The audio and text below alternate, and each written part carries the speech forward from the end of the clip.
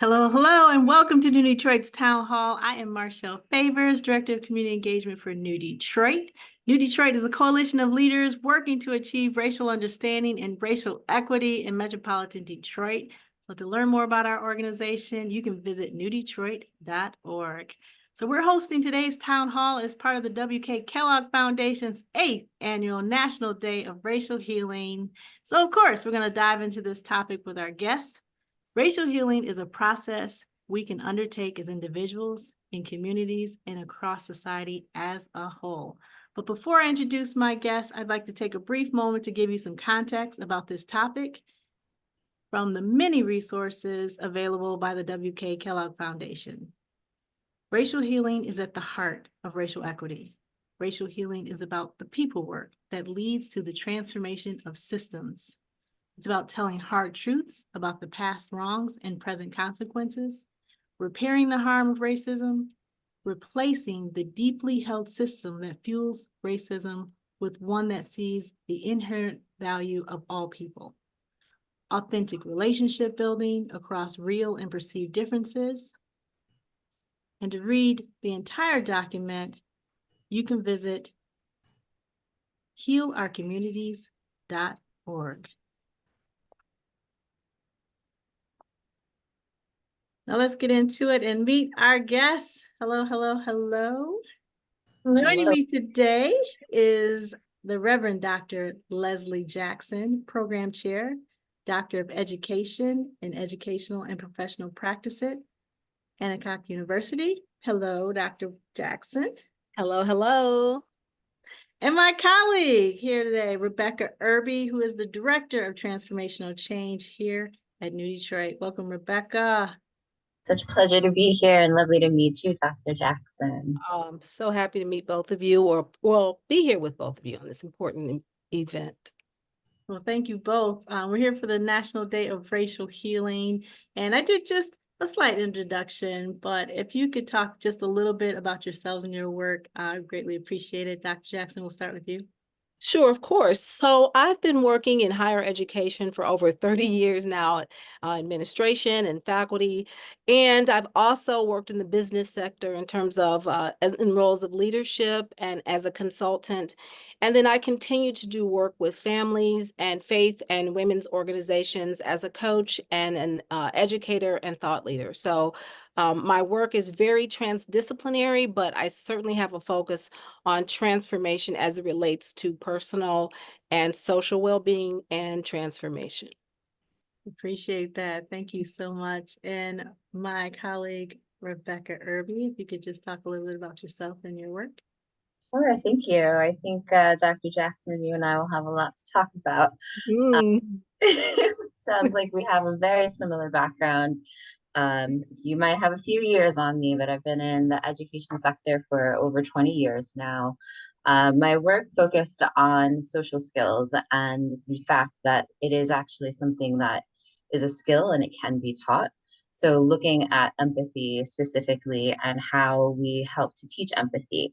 And that led to a number of different projects actually around the world. And having now worked in the private sector with government, with a number of different institutions, looking at and understanding what systemic and institutional changes, and specifically looking at and trying to understand systemic and institutional racism and how we really dig up that root and make the changes that are necessary in order to create the world that we're looking to see. And specifically here in the United States, trying to create that country that we proclaim to be and the one that is hoped for and spoken about, and kind of that ideal that I believe we can get to, but I don't know if we've quite have ever gotten to. So working towards getting there. And that's going to take a lot of healing. So I'm really excited to embark on this conversation because I think it's really the next phase in the civil rights movement and where we have to go with this. Thank you so much. Thank you both for those introductions. And certainly we believe, like at New Detroit, being the change that we want to see and being the change that we want to see in the community sometimes starts with conversation and dialogue. So that's why we're here today. We're going to dive into our topic with racial healing. And just to kick it off, I know that before we started, I talked about the what. What is racial healing? But now I want to talk a little bit about the why. Why should communities, businesses, and even universities care about the topic of racial healing? Dr. Jackson, I'm going to start with you. Certainly, it's a wonderful question. It's important. Racism is a system, right, consisting of structures and policies, practices, and norms that assigns value and determines opportunity based on the color of a person's skin. This results in conditions that unfairly disadvantage or privilege some versus others. And research shows that chronic racial stress contributes to the cumulative wear and tear on our bodies. It has negative impact on our mental health, leading to issues around depression and anxiety, amongst other things. And then on top of that, racism adds barriers to getting help. So racial healing clearly has implications for the health and well-being and viability of people of color. But racial healing is a means for recognizing harm. And it is also a way for us to overcome personal and collective internalized messages about our own identity and others. So racial healing is a process that is both introspective and interpersonal as we consider the systemic nature or the way in which ideas about identity and who is valued are baked into the system. And when I say system, I mean the legal system, the political system. It allows us to challenge issues around privilege and to reject norms and interrupt and disrupt cycles of oppression, and to reform and to celebrate difference while strengthening and highlighting racialized and marginalized voices. So as a director of a doctoral program at a university that offers 8 specializations, including social justice leadership, environmental and sustainability education, it is a real opportunity for students from around the world representing a variety of professions, teachers, superintendents, health administrators. It's an opportunity to prepare these change-oriented professionals to use educational practice in the service of more just organizations and schools so that they have the tools to make a positive impact in the classroom, in the hospitals and social service organizations in a way that leads to equity and healing. And who doesn't need more of that, Marshalle? Absolutely. Absolutely. Well, definitely, who doesn't need more of that is at the heart of what we believe at New Detroit. Like everyone does, right? Right. So Rebecca, I want you to talk about, because we do this on a day-to-day basis, right? We talk about racial equity, racial healing, and sometimes folks don't know like why, like today, there are people taking off to observe the National Day of Racial Healing. Like, so why is it important? Why should even people even pay attention to this day and take this day to honor the National Day of Racial Healing? Well, it's hard to follow up, Dr. Jackson. I feel like it was a mic drop moment in really laying out the importance and really a lot of the research and the thought behind this. And when I think about looking to the business community or just everyday folks as to why this is so critical and important, I also go to Marshalle, what you were saying, where this is affecting everyone. It's not just affecting the Black and Brown community, it's affecting our entire society. And there are not very many spaces and places where we recognize or speak about all of the grief that is within our bones right now, and unidentified and uncommunicated and unprocessed trauma on all sides. Violence when it is witnessed or when it is felt, no matter where it is, on whatever side you are sitting, there's trauma that is embedded into our systems. So as we think about repairing those harms, it's harms on all sides that need repair, and spaces to talk about and to understand the implications, like how truly interconnected we are. And I feel like we're very far from truly understanding that. I thought moments during the pandemic, there were flashes of understanding of how interconnected our globe is. And I think that that has broken open some consciousness, which is why there's so much appetite right now to have these conversations. So I'm very grateful for that space. And I think it's really important for organizations and institutions, as Dr. Jackson was just saying, really being at the forefront and helping create these safe spaces to have these difficult but really, really necessary conversations. Thank you. And Rebecca, I want to piggyback on what you said about creating a safe space.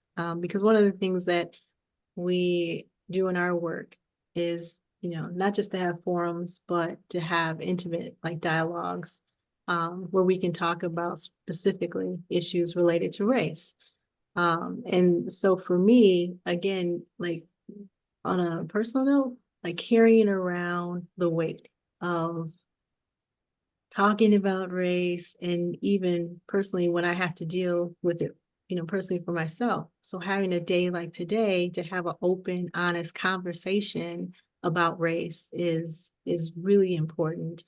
And so just to give an example, right? So I'm going to go into some examples of what we mean when we have to, what is it that we're actually having to heal from? Now, I'm just giving one example, but there are many. And they said that part of racial healing is about telling hard truths about past wrong and present consequences and repairing the harm of racism. So for me, one of the biggest, I want to say, eye rolls of 2023, and I have never said these words like out loud, because when I saw them, the words themselves for me perpetuate harm, right? And so just as an example, one of the biggest eye rolls for me in 2023 was a statement. And I'm saying this statement out loud for the very first time, only for the purpose of this conversation. And it was that Black people benefited from slavery because it taught them a useful skill. That for me, seeing that statement, hearing that statement multiple times in 2023. And so when you talk about like harm, for me, that is a harmful statement. And if we're talking about a day where we get to tell the truth, for me, that statement is not necessarily a truth statement, because it doesn't tell an entire truth. It doesn't tell an entire story. And I feel like it was and is an erasure of African-American history, culture, and what African-Americans have to go through. So for me, that was one of the things that in 2023, I felt like I had to deal with. And today, so today I get to publicly say it.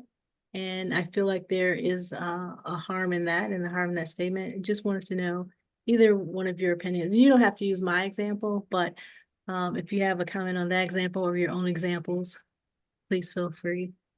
Yeah, Marshalle, talking about that, talking about book bans. A lot of our students in our university, in our program, are teachers, teachers, educators, superintendents.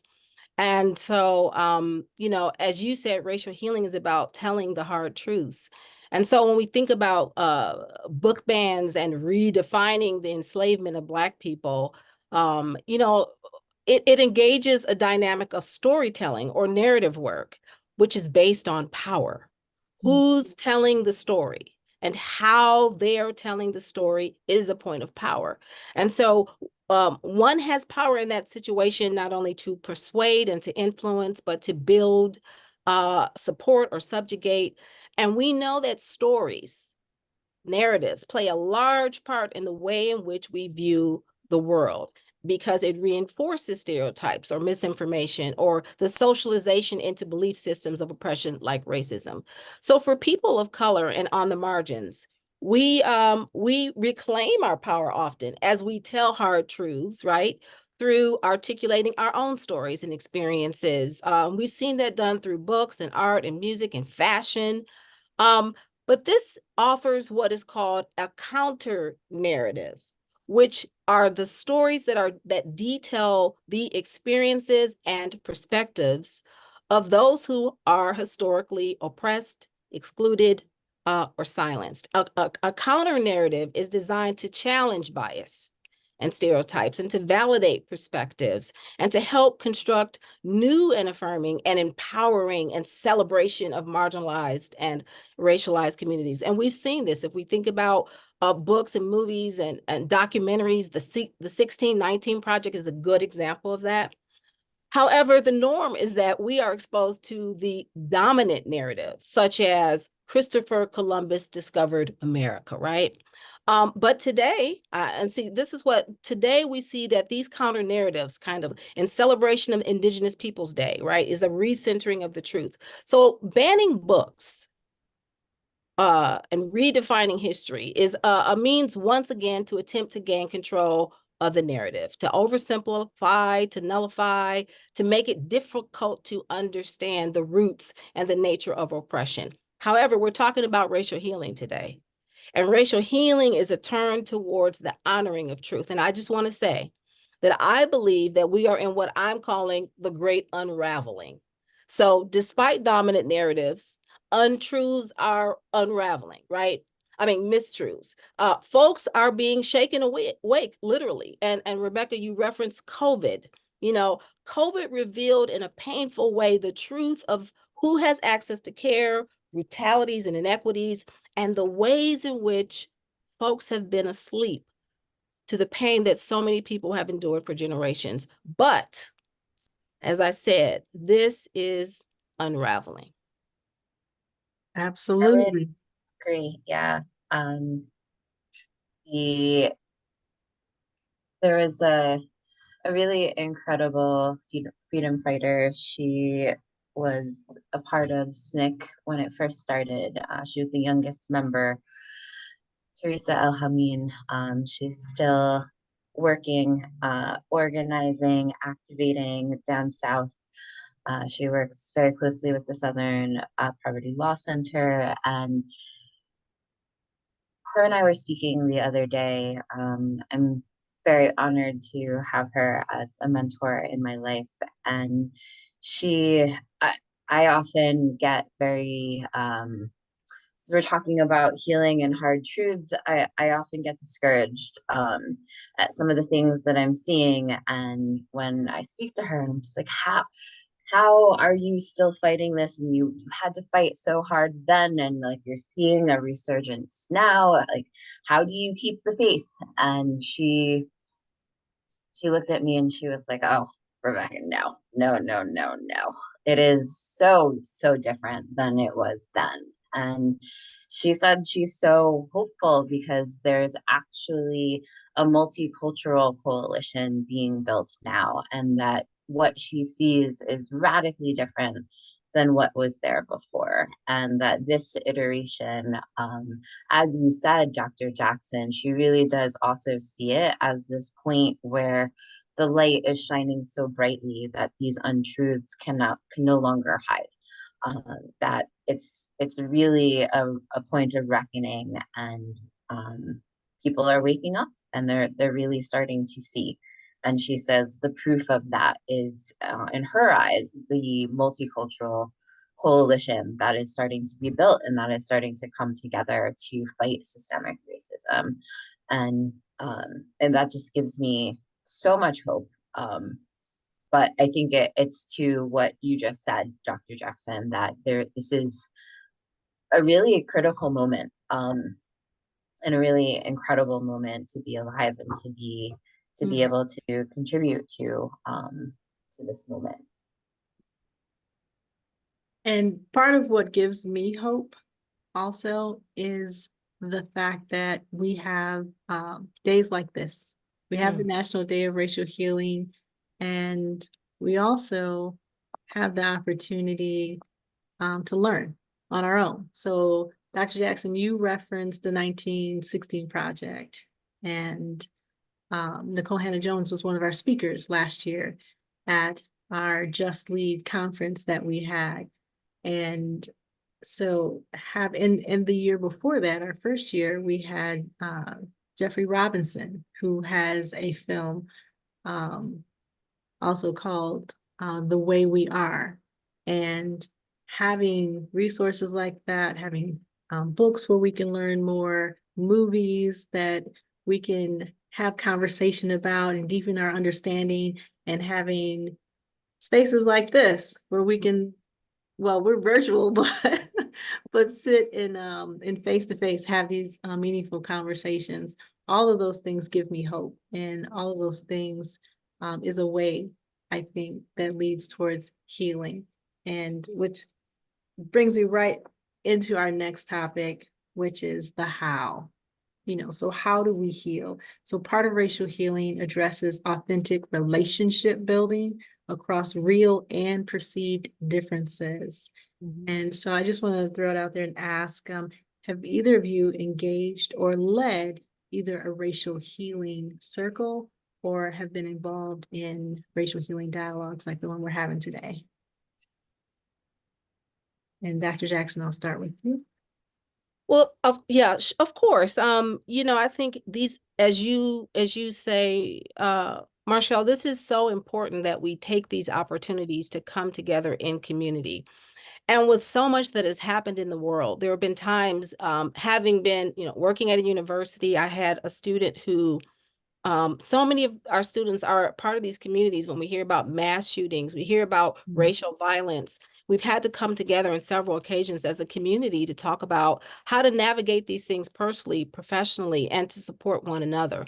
And so, yes, I've led racial circles, healing circles, but I center healing circles as a regular part of my offerings. For me, healing is intersectional, right? Our identities are comprised of different positionalities, and there's so much coming at us. And so because of that, I take a very holistic perspective, which means that my work is always in consideration of the nature of our connectedness. How are we building community? The importance of mind and body and spirit as a holistic process. And then the connectedness, of course, of the individual to the collective. And so for me, when I think about healing and I think about doing this work, taking on a more holistic perspective means that we slow things down. We take time to be in conversation more deeply and to notice. Because there is an important piece about awareness. There's an important piece about building our consciousness, and being critically reflective about what is happening within us and around us. And so for me, this includes a commitment to cultural humility, which engages a perspective that focuses on lifelong learning. We're always in this process, and lifelong evaluation of self. What is my commitment to this work, and how am I doing in my healing process, which is very, very, very important to me, because in my work, I center this idea of healing not only as a request for, but an act of holding space for self, for you, as you talk about, your work, and for others. It's a willingness to be present. Healing also means to me, it means freedom. It means the freedom to be free of the relationship, of our relationships that we form with oppressive thoughts and actions that limit. And in spiritual terms, because that spiritual aspect is very much a part of that holistic perspective.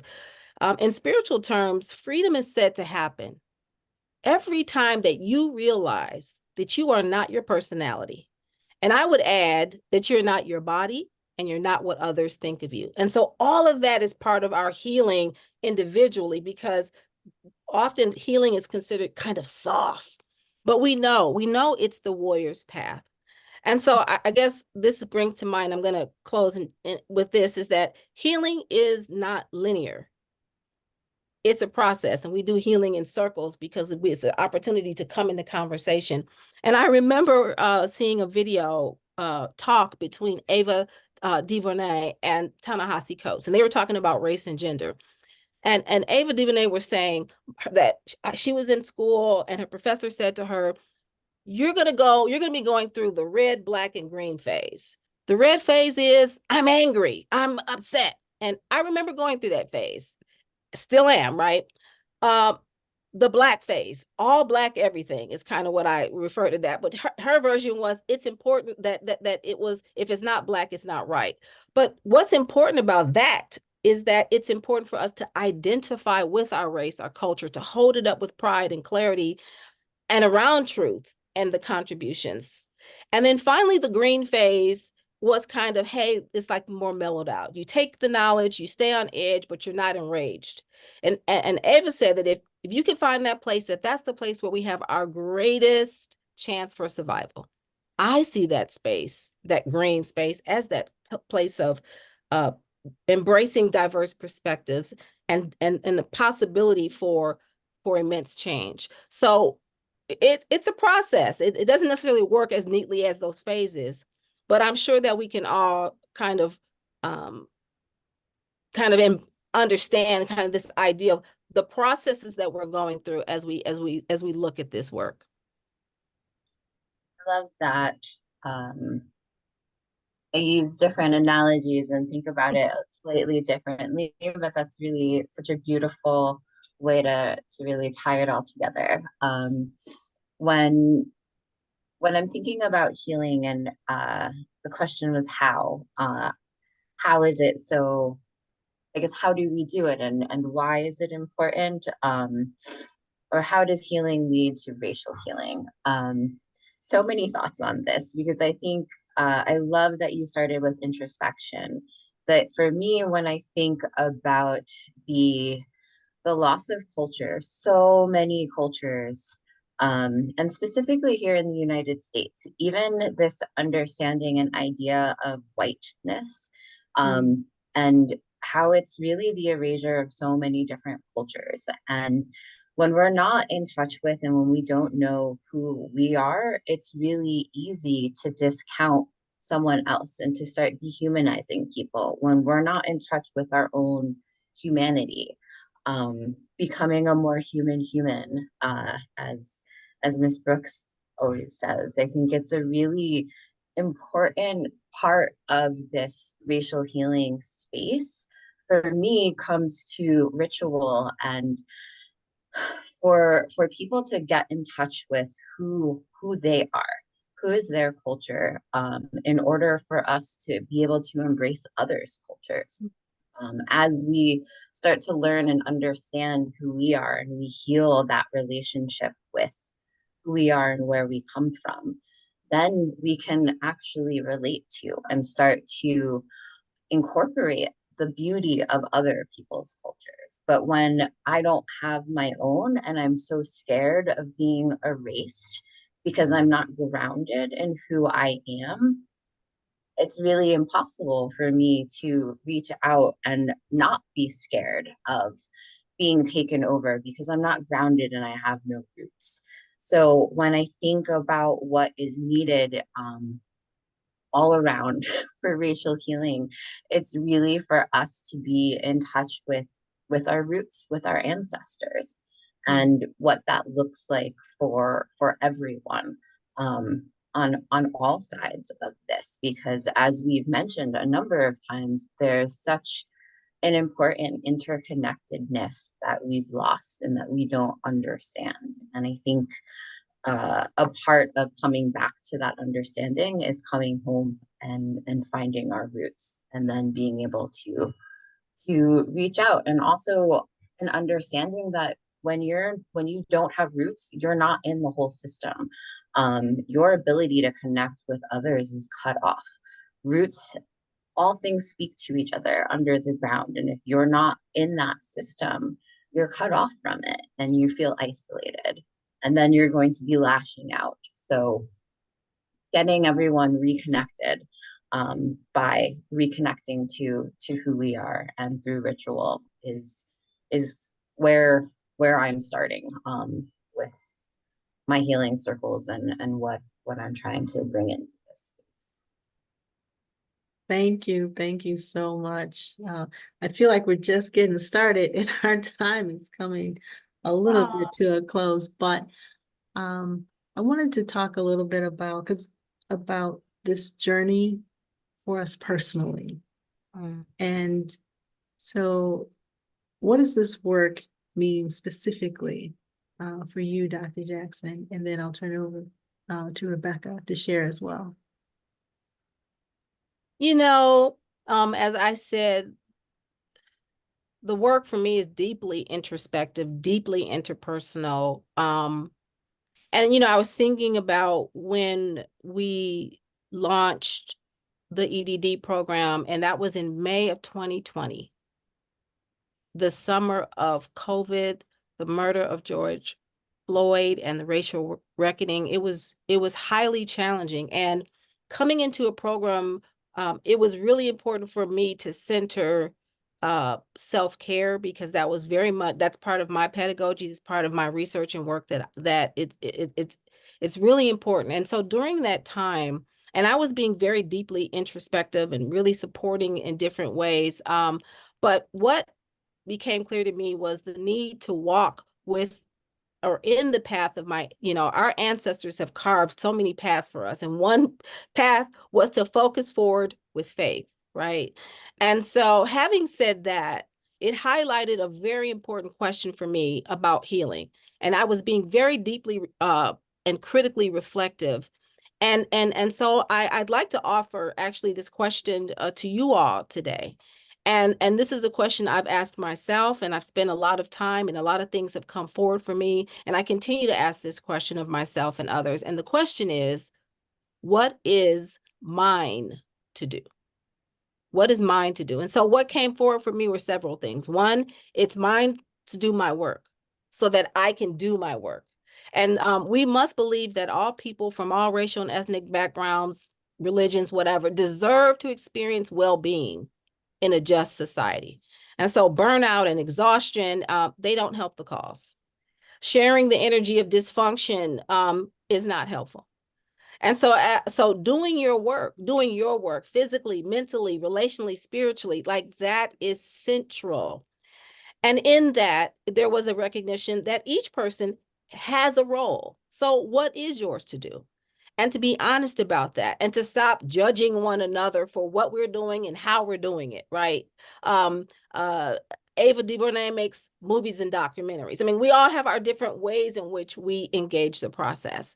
And so what's important is that we're all deeply in deep consideration of what are we being called to do to support the healing that needs to take place, and how can we do that with courage? And then the final thing that we must dream a new way of being beyond the chaos that we see and that we've been born into. We must be willing to lift our gaze and to evolve our being, our consciousness, the way that we're looking at things, the thoughts that we have about it and our connection to it. And so in that visioning anew and believing ourselves forward, that propels us forward, for me, that's a demonstration. That's the power, that's the charge, that's the call that Dr. King's I Have a Dream speech really was. It was this visioning that was calling us forward. And so that continues. We must vision forward. That's faithing, right? The work that we're doing. And so my story is very much about being alive in that and sharing that and giving folk permission, because we need permission sometime to take a breath, to take a break, to support each other, and to come together in community. And remember that we should remain hopeful. Thank you. Thank you for that. And thank you for that question. Do you want to talk about the question, what is mine to do? Or would you like to talk about, Rebecca, what it is that's your personal story? I think that's actually interrelated. And for me, ever since I was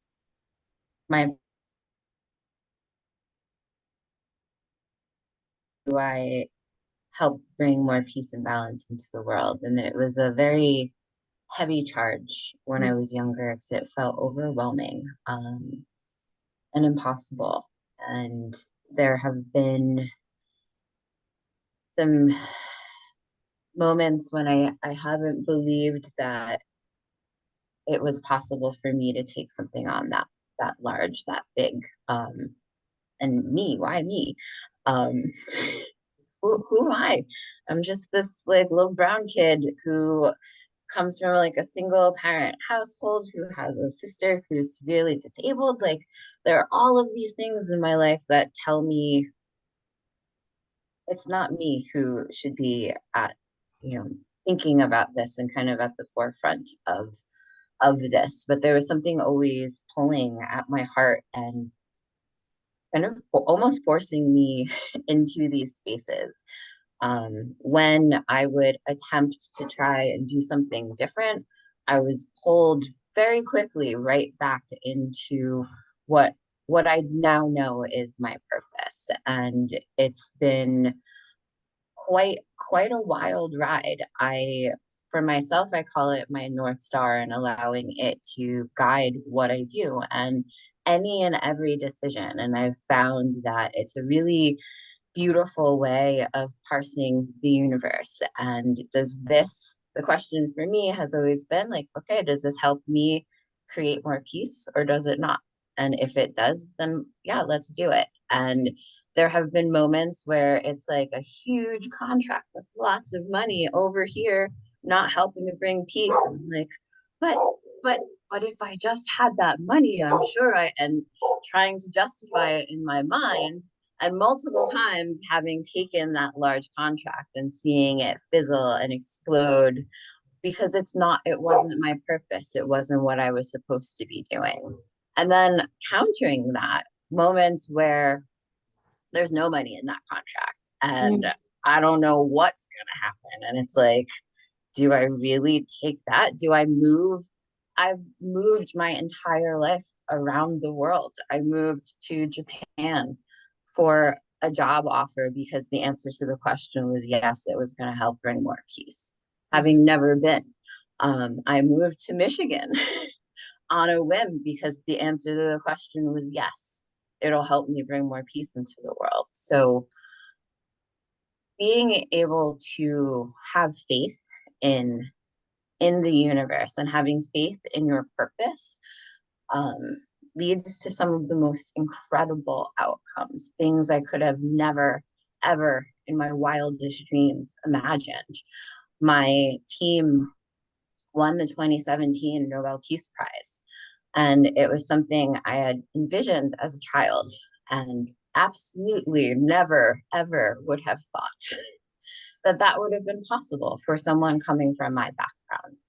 And now, a few years past that moment, understanding all of the different pieces that have started to come together to make it possible. And that moment actually was really just the beginning of giving me the space and the understanding of what is going to be necessary for us to embark on this incredible journey of healing, of racial healing, and of breaking down systemic racism. Understanding at a multitude of levels, from the international level with treaties and different laws, dismantling of the systemic nature of racism. It really has to be threefold. You spoke about the stories and how incredibly important it is for us to have and to understand the power of narrative. Who gets to tell those stories? And with the advent of technology now, the access that we all have to storytelling and how we can tell these really important and critical stories. So being able to look and kind of future cast and future trip, as the kids say, about what can be, and understanding that as long as we can imagine it, we can create it. And I feel and I know and I can see a world without racism. So I know that we can create that. And it's that understanding for me, helping other people feel that amount of agency, the possibility, the hope. And that's what helps create it and make it real. Wonderful. Thank you. Thank you. This has been a really, really rich dialogue. I don't want to leave our conversation without giving people in our audience some type of resources that can help them continue on with this journey. So Dr. Jackson, do you have any resources, any tools, tips that people can use to continue their racial healing journey? Absolutely. We've talked about a lot of things today in terms of books and movies and documentaries. And we even touched upon like the array of possibilities via of the internet. One book that I find very it's just a great resource is Resma Minikim's My Grandmother's Hands. It's a really great resource about racialized trauma and supporting, and I talked about bringing in a kind of a holistic perspective, something that takes it from an intersectional perspective and talks about it from the lens of, relationships with law enforcement and so on and so forth. So it's a rich guidebook. And I just want to say that there's a dynamic network of people, organizations, and groups and communities who are doing such wonderful work in unknown and unheard of places, right? And so, I working at Antioch University, I was drawn to Antioch because of their focus on social justice. So sometimes you got to dig a little bit, but there are organizations and people like myself and you all who are centering holistic perspectives. Feel free to visit my website at lesleyjackson.com. And do your work, do your research. There's a lot out here. It's not like it was. I mean, Rebecca alluded to that it's not like it was. There are opportunities everywhere for us to come together. And if all else fails, because what I want to say to people is don't suffer in silence. We're not doing this by ourselves. And sometimes people say, well, what do I do? And I say, do what you can where you are with what you have. Absolutely. Thank you. Thank you. And what is mine to do is to help stretch my knowledge, stretch my circles, put myself in spaces and places that allow me to grow and to learn more and to continue on in my own racial healing journey. One resource that I wanted to put out there is that in Detroit, if you're in the Detroit area, Dr. Rose Moulton has the Bloom Transformation Center. She was a part of our Just Lead conference and did a session, and she has like a trauma release that she does as part of an exercise as well as ongoing meditations. But this is going to happen within New Detroit. It's going to be a continued part of our work as well. So it's not just today. So that's a resource that's in the Metro Detroit area. Rebecca? Yeah, you must have seen my explosion of expression when you lifted up that book, because that's what I was going to recommend as well. And I think it fits perfectly with Dr. Rose as well, because it's all looking in the somatic space of how it's a really fascinating space, but understanding that trauma really does live within our body and we can release it with certain types of exercises. And so thinking about that, and another really excellent guidebook. So My Grandmother's Hands, a really incredible toolkit. I think so many different exercises that are for the way that we're thinking, but also for our body, which is really, really important. And then another book that I think really helps kind of set the stage for how we think about and move into this space of racial healing. Valerie Carr, her book, See No Stranger. It's a really incredible way. There's a saying she has in the book, and the entire book is based on this idea of revolutionary love, and that there are no strangers in the world, and you're just a part of myself that I've not yet met. And how using that philosophy, and so many different tools in that as well. I think it's a really beautiful way of kind of breaking and cracking open the world. It gives lots of tools for introspection as well as critical thinking about what we want to create and what we want to see in the world. You can also visit my website, equitydoula.com. I do sound healing and other modalities, looking around, again, ritual and how we bring that into our own personal healing. So love this space, and so excited to continue to have these really important conversations. And most of all, of course, we're Resource to Detroit, and we often hold conversations on race, as well as racial healing circles. And you got to be on the lookout for more of our work that we're going to be doing in the racial healing space. So we've come to a close. I am feeling inspired. I want to thank our guest, Dr. Lesley Jackson, as well as my colleague, Rebecca Irby, to participate and learn more about the W.K. Kellogg Foundation's National Day of Racial Healing. Visit healourcommunities.org. But to learn more about our work at New Detroit or our Just Institute, you can visit newdetroit.org as well. This has been a really great conversation. I look forward to working with you all in the future, and to our guests who are joining us. Thank you so much for joining the conversation. We have many more videos on our YouTube page, and we say, hey, share the love, share the experience. So if you like what you've heard today, not only watch this video, but continue to watch our work. So have a great, great year, and we will see you all again in the future. Thank you. Peace be with you. Peace. Yeah.